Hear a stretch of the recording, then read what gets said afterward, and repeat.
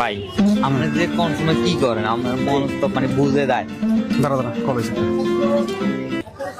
ভাই আসসালামু আলাইকুম। হ্যাঁ, ওয়ালাইকুম সালাম। তুমি কোথায় আছো? তোমার সাথে একটু কথা আছে, তুমি একটু আসো। আচ্ছা আচ্ছা ঠিক আছে ভাই, আসতেছি। আচ্ছা ঠিক আছে, থাকেন, আসতেছি। চল একটু রেস্টুরেন্টে যাওয়া লাগবো, ওই যে বড় ভাই একটা ফোন দিছে। চল ভাই আসসালামু আলাইকুম। ঠিক আছে, ভালো আছেন?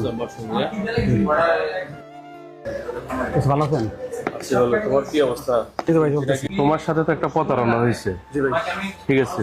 কিন্তু তোমার তো ফিল ভালো, তুমি ইনশাল্লাহ নির্বাচন করো, আমরা সর্বোচ্চ সহযোগিতা করবো তোমার।